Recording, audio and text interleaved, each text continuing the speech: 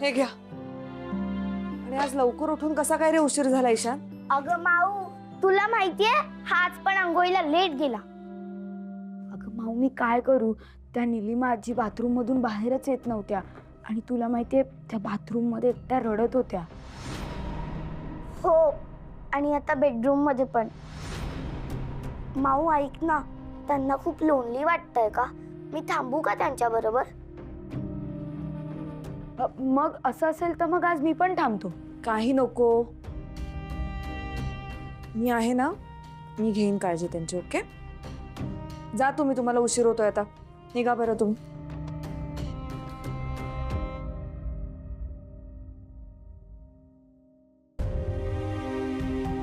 समा, तू का अशी बसून आहेस? लेक्चर नाहीये का आज? मी जाणार नाही आज कॉलेजला. आता तर फायनल, आम्ही पण नाही जाते स्कूलला. सगळ्या गोष्टीत मला कॉपी केलंच पाहिजे का? काय झालं एवढं चिडचिड करायला? बरं वाटत नाहीये का? तुझं झालं की सांग, मला बोलायचंय तुझ्याशी.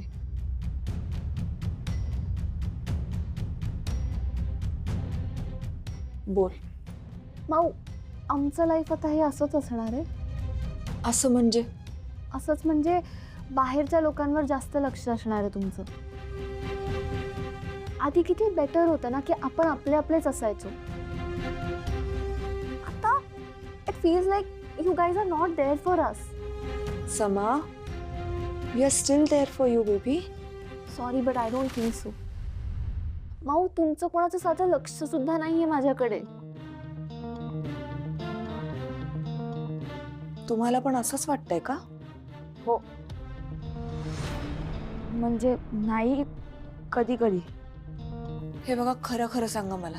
म्हणजे थोडा अजून टाइम आपण स्पेंड केला असता तर चांगलं झालं.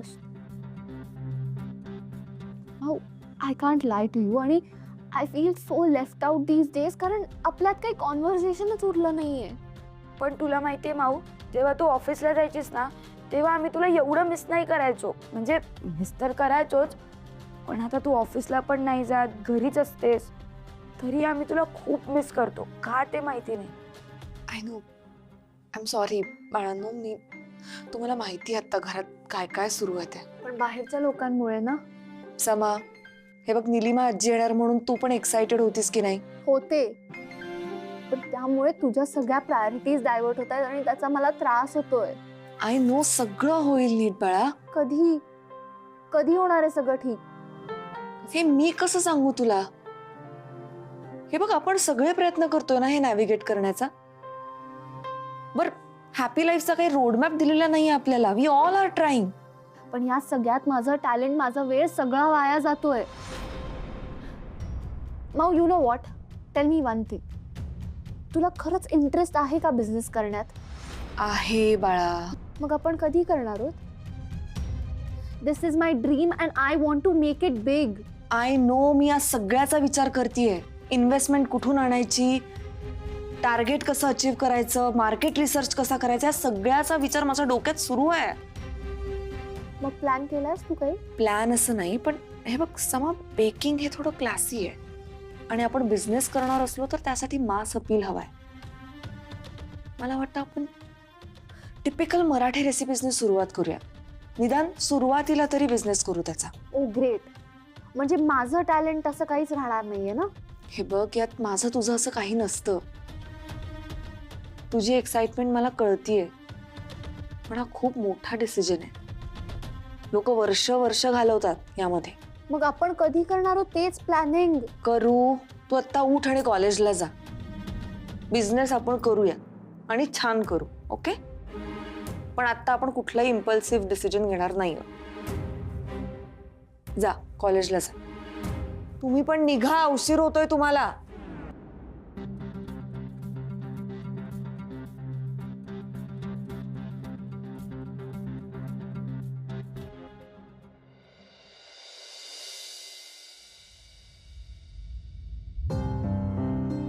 अरे काय झाली?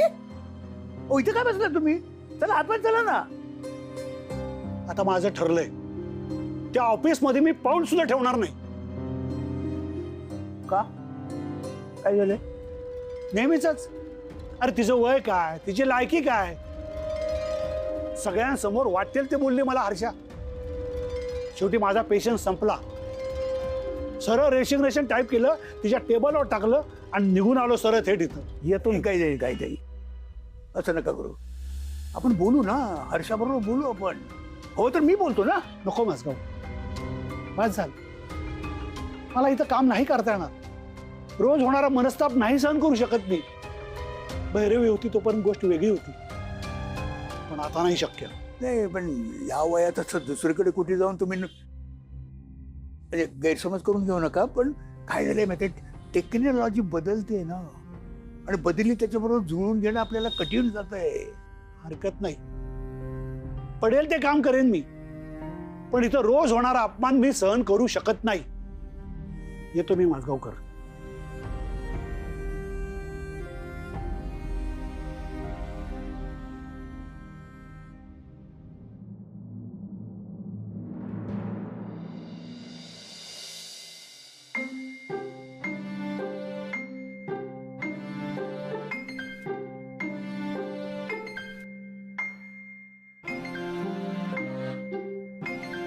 आत्या, चहा घ्या.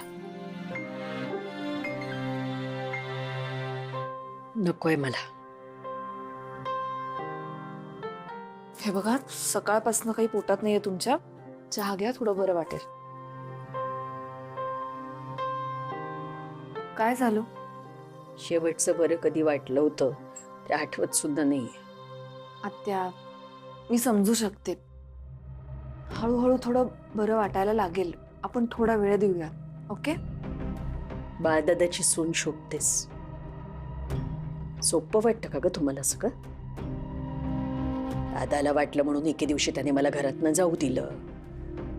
पुन्हा एके दिवशी त्यालाच वाटलं की मला घरातनं घेऊन यावं म्हणून माझ्या हक्काच्या घरातनं मला इथे घेऊन आला. मला माझं घर आहे, संसार आहे. पण त्यात जर तुम्ही सुखी नसाल तर माझं मी बघून घेईन.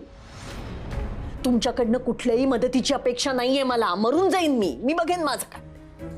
आले इतकी वर्ष, आले तुमच्याकडे इतकी वर्ष, याच परिस्थितीत होते ना. एक दिवस तरी आले तुमच्याकडे मदत मागायला. मग आज अचानक काय आहे हे सगळं? 35 वर्ष कोंडून घेतलं मी मला माझ्या घरात. माझ्या नवऱ्याच्या परवानगीशिवाय साधी कोपऱ्यापर्यंत पण गेले नाही कधी. माझं घर हेच माझं जग होतं.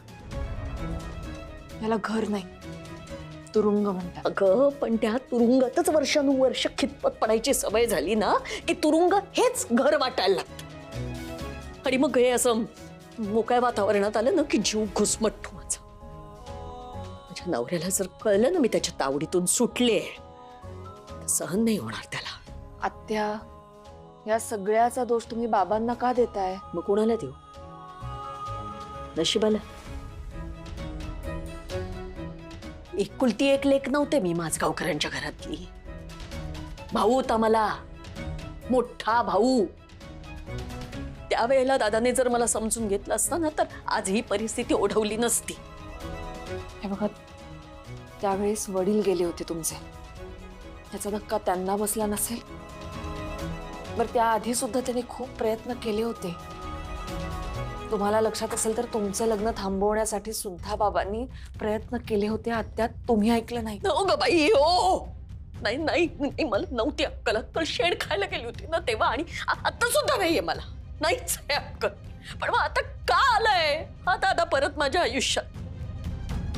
वेणू वहिनीची शेवटची इच्छा होती म्हणून, आणि ती त्याला आत्ता कळली म्हणून.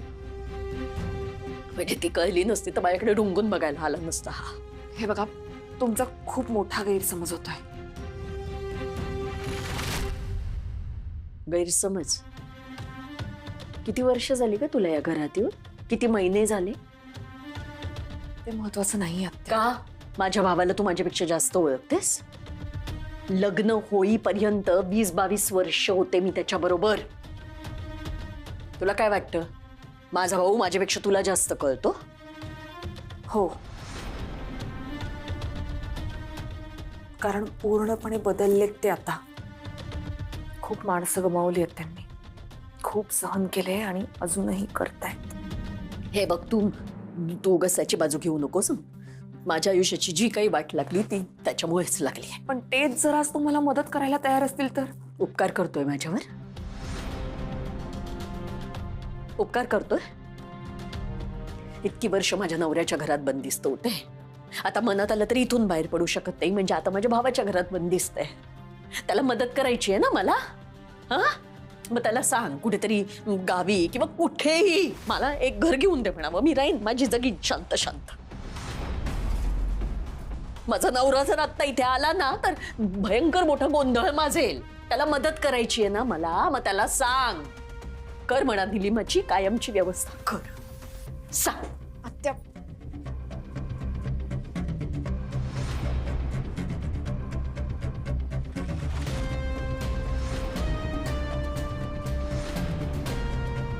मी काय म्हणते, घरी पोचल्या पोचल्या मॅथ्सचा होमवर्क सॉल्व करूया ते तू आपण. कर, आता मी कार्टून बघणार. का? आई तू इथे का बसलीस? मला घरी खूप बोर होतंय. का बोर होतंय ताई? ती राधा मामी, ती निलिमा आजी, सगळी बोर माणसं भरली आहेत घरात. यु नो, मला स्वतःचा बिझनेस सेटअप करायचा होता, पण मी काय करते दिवसभर घरी बसून? पांघरुणांच्या घड्या घालते, कपड्यांना इस्त्री करते, 2 वेळा चहा देते सगळ्यांना, अंघोळीचं पाणी काढते, मोठ्याने देवाची आरती ऐकते. ओल्ड एज होम मध्ये असल्याचं फिलिंग येतंय. तुला माहितीये ताई, ऍक्च्युली मला पण मॅक्स लेवल बोर होत आहे, पण काय करणार? आयडिया, आपण मॅनिफेस्ट करूया. मॅनिफेस्ट म्हणजे? अरे मॅनिफेस्ट करूया, मॅनिफेस्ट. डंबोकुटचा मी एका बुक मध्ये वाचलाय, थांब. आपण आता एक विश लिस्ट बनवूया. ओके. हा ताई, तुला काय हवंय? मला प्रायव्हसी हवी आहे. ताई जोरात थांब, आपण इकडे फन गेम खेळतोय ना. आपण एक काम करूया, माझ्यापासून स्टार्ट करूया. मला 2 नवीन बुक्स हवेत. आणि मला रोज शाळेला सुट्टी हवी. हा, मला माझी स्पेस हवी आहे. मला मॅथ्स ना थोडस इझी हवंय. आणि मला ना प्रत्येक ड्रॉइंग कॉम्पिटिशन मध्ये फर्स्ट प्राइज हवंय. मला young entrepreneur of the year बनायचं आणि 1 मिलियन फॉलोअर्स हवेत. मला एक छोटासा पपी हवाय. आणि मला क्रिकेटमध्ये प्रत्येक वेळी बॅटिंग हवी. आणि मला इयरली कोटीत बिझनेस करायचा आहे. आणि मला त्या बिझनेस मध्ये एक मोठं ऑफिस हवंय. खूप काम करावं लागेल ईशान. मी कशाला करू? माझ्यासाठी लोक काम करतील. हा राईट. आपण एक काम करूया, आपण सगळ्यांनी जे मॅनिफेस्ट केले ना ते ह्याच्यामध्ये लिहूया आणि फ्रीज वर चिपकवूया. मग कसं रोज आपण ते बघून मॅनिफेस्ट करू शकतो. आणि ताई, मी तुला खात्रीनिशी सांगतो की आपला बिझनेस एक ना एक दिवस नक्की सक्सेसफुल होणार. प्रोव्हाइडेड माऊला वेळ आणि इंटरेस्ट असेल तर ना.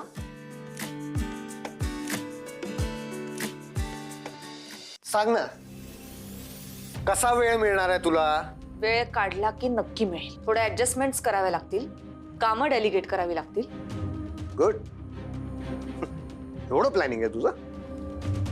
मग जागेचं काय, घराचं काय? त्या निलिमा आत्याला घरी आणून ठेवलंय बाबांनी. बरं ठीक आहे, दुसरीकडे सोय करायची झाली तरी कशी करणार आहेत बाबा? मनीष, त्या बाहेर आहेत, हळू बोल. का हळू बोलू मी? मी काय घाबरत नाही कोणाला. माझं घर आहे, मी प्रॅक्टिकली बोलतोय. एवढ्या माणसांना खायला घालायचं कोण जबाबदारी घेणार आहे? मी सांगितलं ना, मी करते काहीतरी. काय करशील आणि कधी? वेळ गेल्यावर? हे बघ, काहीतरी म्हणजे काय? काय करायचंय? प्रत्येक वेळेला इतक्या टोकाला जायची गरज नाही आहे. भैरवी, तुला माहिती आहे काय चुकतंय तुझं? एकाच वेळी प्रत्येक दगडावर पाय ठेवायचा प्रयत्न करतेस तू. हो, कारण आपल्याकडे दुसरं ऑप्शनच नाहीये. आपल्याला सगळ्यांनाच ऍडजस्टमेंट करावी लागेल आणि थोड्याच दिवसांचा प्रश्न आहे. मग त्या थोड्या दिवसांचा खर्च कसा भरून काढायचा आणि कोण भरून काढणार आहे? हा प्रश्न तुला का पडतोय? तू करतोयस ना अनेक उद्योग, पैशांच्या बॅगा घेऊन फिरत असतोस ना. तुला सांगितलं मी, क्लायंटचे पैसे होते ते, माझे पैसे यायचेत अजून. मग ते वेळेत कसे मिळतील ना ह्याचा विचार कर. मी माझं बघतीये. काय बघतेस? बिझनेस कसा करायचा हे बघतेस? अगं तुला कळत कसं नाहीये, बिझनेस सुरू करायचं झालं तर आपल्याला पैसे गुंतवायला लागतील. पैसे कमवशील कसे? पैसे मी कमवेन, जेवणाचे डबे करून विकेन, पण मी पैसे कमवेन. तू डबे विसरलीस? पहिल्या दिवशी जेव्हा या घरात आली होतीस तेव्हा तुला स्वयंपाकाचा स सुद्धा येत नव्हता. हो, पण आता शिकतेय ना मी. हे बघ, तुझे एक्सपेरिमेंट आम्ही सहन करतो, लोक का करतील? ते सुद्धा पैसे देऊन. आणि काय करणार आहेस तू? केक्स संयमी बरोबर. अगं बिझनेस कसा जनरेट करशील? आम्ही केक्सचा बिझनेस करणार नाही आहोत. महाराष्ट्रीयन रेसिपीजचा बिझनेस करायचं ठरवलंय आम्ही. ठरवलंय म्हणजे अजून काही फिक्स नाहीये. वा, हे बघ, नसत्या भानगडीत पडू नकोस. खूप शिकलेली आहेस तू, चांगला पगार मिळेल तुला, नोकरी कर. हे बिझनेस वगैरे काही जमणार नाही तुला. का नाही जमणार? सगळा विचार करून झालेला आहे माझा. आयडिएशन, रिसर्च, प्लॅनिंग, कंपनी रजिस्टर कशी करायची, लोगो काय पाहिजे, आणि मोस्ट इम्पॉर्टंटली फायनान्शियल प्रिपरेशन कसं करायचं, या सगळ्याचा विचार चालू आहे माझा. नुसता विचार करून काय होतं ग? आणि मोस्ट इम्पॉर्टंटली फायनान्शियल प्रिपरेशन काय केलंयस? तुझ्याकडे आहे का कॅपिटल? फंडिंग आहे का? टीम आहे का? हे सगळं जमायला ना किमान 1 वर्ष जाईल तुला. आणि तोपर्यंत त्या संयमीचा इंटरेस्ट निघून जाईल, कारण तिला सगळ्या गोष्टी सोप्या वाटतात ग. हे बघ, हे नाही जमणार तुला. Thank you very much. व्हॉट? हो, आता म्हणालच ना, हे नाही जमणार तुला, त्यासाठी थँक्यू सो मच. खरंच. आता बघ ना, आता मी अजून फिअर्सली काम करेन आणि तुला खोटं पाडेन. इतका कॉन्फिडन्स आहे ना माझ्यावर. आता मी हे अनिश जमवून दाखवेन, बघ असतो.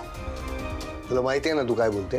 हे सगळं अशक्य आहे. अरे, जगाने हजारो वेळेला अशक्य गोष्टी घडताना बघितल्या आहेत. कारण ठरवलं ना तर सगळं शक्य होतं. You just wait and watch. ठीक आहे, तू इथेच आहेस, मी सुद्धा इथेच आहे. बघूया काय होतंय ते.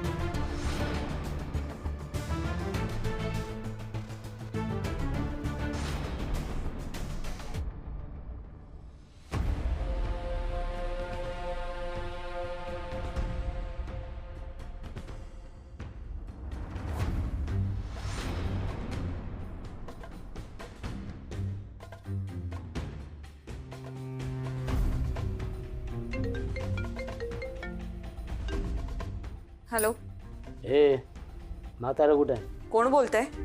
जा बाप. ए, हाऊ डेअर यू. पोलिसांना फोन करेन ना डायरेक्ट. अशोक माझगावकर कुठं आहे? तुला काय करायचंय? असं कसं? काळजी तर वाटणारच ना. काय ना, मुंबई आजकाल सेफ नाही राहिली. ऑफिसमध्ये, बसमध्ये, रस्त्यावर, कुठंही टपाटप टपाटप नुसते मर्डर होत आहेत. दिवसा ढवळ्या गेम खल्लास. माझ्या बायकोला घेऊन गेलात ना,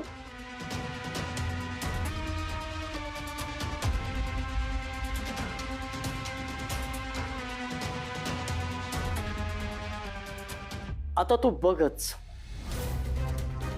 मी त्या अशोक माजगावकरचा कसा गेम करतो ते. जाताना फुल पीस केला आहे ना, येताना किती पीस मध्ये येईल हे आता तू बघच.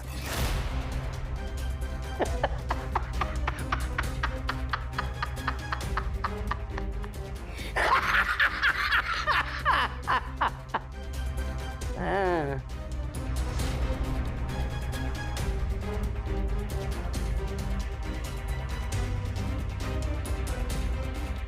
बापा, अशी तावा तावाने गेली कोण बर? काही अंदाज?